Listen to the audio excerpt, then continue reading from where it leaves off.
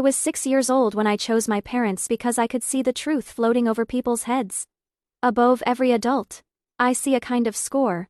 A long red line means a good heart. A black line means danger. I've never told anyone, not after the only nice cook at the orphanage warned me, if people find out he'll use you. 2 couples came to the orphanage that day to adopt a child. The first couple looked perfect. Clean clothes, soft smiles, gentle voices. Sweetheart, the woman cooed. Would you like to come home with mommy and daddy? But above both of their heads, thick black fog twisted like smoke, dark and heavy, like hatred you could touch.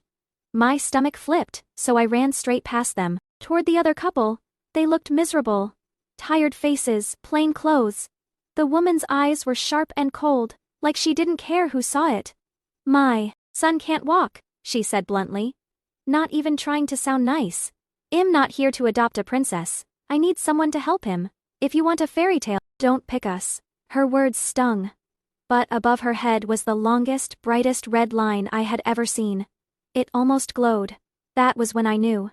Some people sound kind, and aren't some people sound harsh? And still have a good heart. The night before the adoption, my best friend at the orphanage Daisy pulled me aside.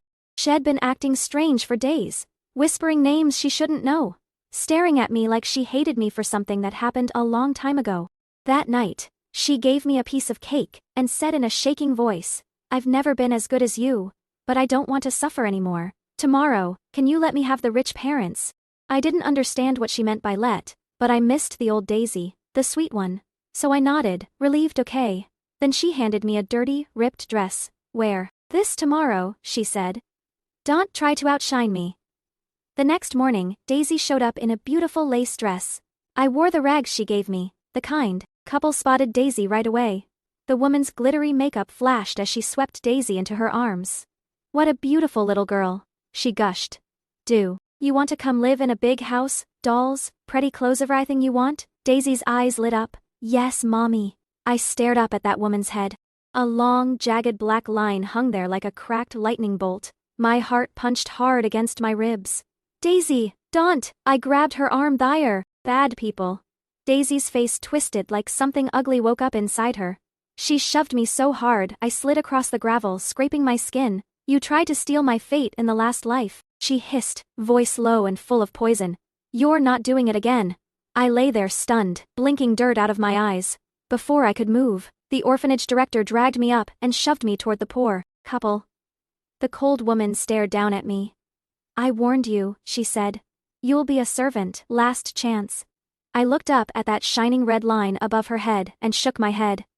I won't regret it. Behind me, the other kids whispered. She's stupid. She picked the worst ones. I didn't care. I waved goodbye and skipped toward the couple with the red line because I knew I'd just chosen the safest life in the room. Part 2, A New Home. I first got my line-seeing ability when I was 5. The director punished me and locked me outside in the cold. I got so sick I thought I was going to die. After the fever broke, the world changed. That's when I started seeing it, red for kindness, black for malice. The only adult who ever treated me gently was the old cook. She stroked my hair once and warned, never tell anyone what you see. She died not long after. So as the car drove away from the orphanage, my eyes stung, and my chest felt heavy. What's that face for? My new mother snapped from the front seat, regretting it already. I can turn this car around. I shook my head too fast. My new father spoke softly from the driver's seat. Martha, she might be hurt. Martha froze. Then reached back and pried my fingers open. My palm was full of blood and grit from the gravel. I'd been hiding it. I was scared she'd think I was broken. Unwanted. Martha's voice turned sharp. Are you out of your mind? If you're hurt, you say so. She made George pull into a hospital right away. After they bandaged me, Martha stared at my dirty dress like it offended her, and marched me into a clothing store. Listen, she grumbled as she bought me a new outfit. Her tone was rough, but that red line above her head was bright as ever. If my son doesn't like you, you're going back. I nodded, even though my throat felt tight. Then we arrived home. On the balcony sat a boy in a wheelchair. He was handsome, but his face looked hollow, like he'd been empty for a long time. Where have you been all day? He snapped. George tried to sound cheerful. You said you wanted a sister, so we got you one. The boy's eyes went hard. Jet lost, he said to me. Then he turned on his parents. You only brought her here because I'm a cripple now. You want a backup kid. I looked above his head. No black. A long red line, but faded and cloudy, like it was buried under grief. So I walked right up to him, grabbed his sleeve, and said the first thing that came into my mind. They brought me here to be your servant. I'll do whatever you want, big brother.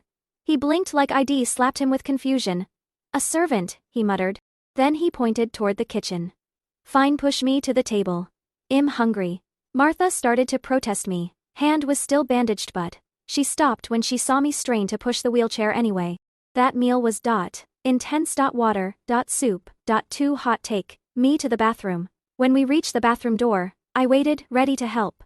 Julian stared at me for 2 seconds. Then his whole face turned bright red. What are you doing? Get out. Part 3. The Protector. I stayed. My new name was Lily. My parents, Martha and George, ran a small lunchbox diner during the day.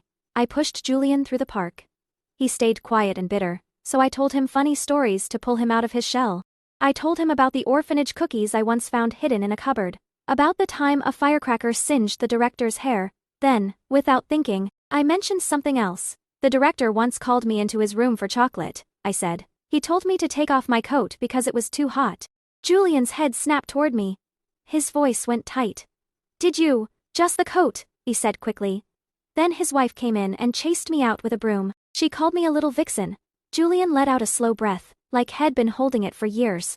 I pulled 2 pieces of chocolate from my bag. Snacks Martha packed for me. Want one? I hate chocolate, he muttered, looking away. Is it too bitter? This one's milk chocolate. Before he could answer, a girl in a blue dress waved at us from across the path.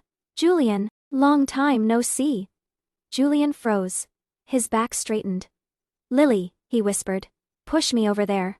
The girl Sarah was beautiful and gentle-looking. Julian's ears turned pink. I heard you've been on leave, she said softly. Yeah, Julian stammered, recovering. I'll be back next semester. Sarah smiled, then glanced at me like I was a fly on her sleeve. Woo's this? Lily, I said. Sarah tilted her head. Lily, I need to talk to your brother alone for a minute. Can you go play? Julian waved me off. Go, find Mom and Dad. They're close. I didn't move. I stepped between them. Number Julian snapped. Lily, don't be rude. But I was staring at the line above Sarah's head. Long jet black. Her smile was pretty, but her heart was rotten. She's a bad person, I said clearly. Sarah's expression cracked. She turned watery eyes on Julian. I didn't think you still blamed me for not testifying that day, she said. I was scared, Julian. Lily, shut up, Julian shouted. Go home. I'm not lying, I cried, grabbing his legs and holding on. Julian shoved me off in frustration. I hit the ground, and in that second while I was down, Sarah grabbed his wheelchair and pushed him fast toward an abandoned basketball court. Panic went ice cold through my chest. I ran after them. At the court, a group of older boys waited like they'd been expecting him. Their leader Leo kicked Julian's wheelchair. You really thought you were a hero, huh? Leo sneered. Interfering with me and Sarah that day, she's my girlfriend, you idiot. Sarah stepped away from Julian and slid her arm into Leo's, like it was normal. Julian's back was to me, but I could feel his heart break like a punch. Leo smirked at his friends, pushed the hero down the slope. I burst out from behind the bushes. Stop! Leo laughed and crouched in front of me. He blew cigarette smoke into my face. Who's this brat? He said. Tell you would give me a kiss, and I'll let your brother go. Leave her alone, Julian screamed, trying to move legs that wouldn't listen. She's not even my sister. She's a stranger. Take it out on me. I didn't think. I lunged forward and bit Leo's face as hard as I could. Everything exploded after that, shouting, fighting, running feet. By the time my parents and the police arrived, it was chaos. I was splattered with Leo's blood. Sarah's dress was torn from the struggle, and Julian had pulled himself out of his chair just to grab Leo's leg and keep him away from me. At the hospital, the doctor had to reset my dislocated jaw. Julian sat beside me, shaking. Does it hurt? He whispered. I couldn't speak. So I nodded, tears spilling down my cheeks. Martha turned on Julian like a storm. She's a child. How could you let her end up fighting thugs? Julian held my bandaged hand carefully. I'm sorry, he said, voice breaking. I'm so sorry, Lily.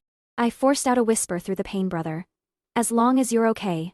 Julian stared at me, and for the first time, the gray fog over his red line began to clear until it glowed steady and bright. Part 4: The Luckiest Family. After that day, Julian changed. He stopped rotting in sadness and started helping at the diner. He even used his savings to buy me every kind of cream-filled cookie he could find.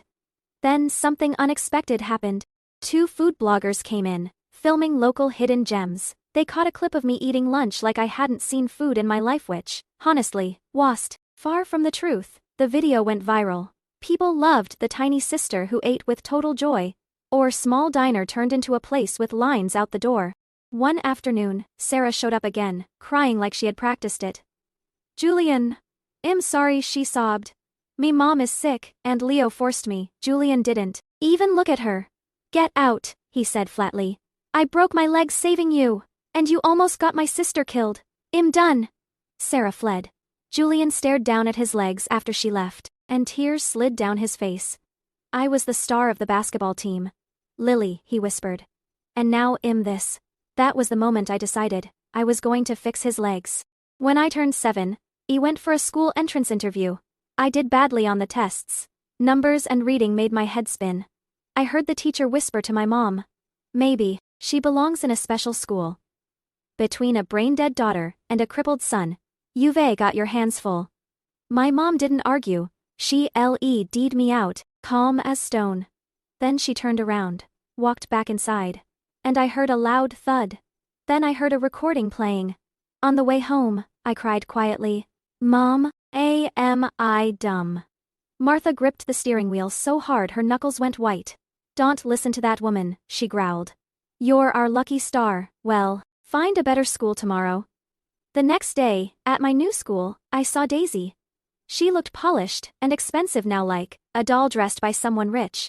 She smiled like she'd won. "How's your poor family?" she said sweetly. "Lily, I'll make you a deal. We swap parents." My chest tightened. She leaned closer. "My new parents are rich. I know a doctor who can fix Julian's legs in 3 months. If you don't swap, he'll be a cripple forever." I felt like I was being torn in half. I loved my family, but I wanted Julian to walk, so I agreed to a secret swap. But the morning I tried to sneak out, I left a note. My family found it. They read the part where I wrote I was too dumb, and Daisy was better, and that Julian would be happier without me. Martha laughed through tears. "You think we want a smart kid instead of you," she barked. "And Julian's legs. We're already saving up for his surgery." Then we drove to Daisy's mansion to confront her so-called rich parents. The moment we stepped inside, my blood went cold. Black lines everywhere. So long they were terrifying. Those weren't loving parents. They were criminals. A trafficking ring? They adopted pretty children like Daisy to use as bait so other kids would follow. Martha didn't hesitate for 1 second. She tore into them like a fury, grabbed me close, and walked right back out. Not long after, the police raided the place. And this time, Sarah helped. She finally came forward with evidence about Leo's family and their connection to the ring. Part 5: Springtime. Because of Sarah's testimony and because a grateful customer stepped in, their child had almost been kidnapped at my school, and ID helped stop it. We were introduced to one of the best surgeons in the city. Julian started intense physical therapy. On New Year's Eve, he stood up. Just for a moment, but it was real. Martha and George sobbed, holding us both. "It's all because of you, Lily," they kept saying. Years passed. Julian became the top student in the city and went to university to study law. And I discovered something about myself. I wasn't dumb, I just didn't learn well through normal tests. But when I found computer programming, the logic clicked clean and clear, like the red and black lines I'd seen since childhood. I started winning national competitions. Sarah became a famous actress and used her fame to protect vulnerable children. Julian never forgot her, but he told me once, quietly, I need to become someone who can truly protect her first. The day we moved Julian into his university dorm, a sleek car pulled up. Sarah stepped out beautiful, shining like someone from a movie. But she only had eyes for my brother. "Long time no see, Julian," she said with a soft smile. I glanced at my family. My grumpy, fierce mom, my quiet, hardworking dad, my brave brother. I didn't need to look above their heads. I already knew. I leaned into my mom's side and whispered, smiling, "I told you.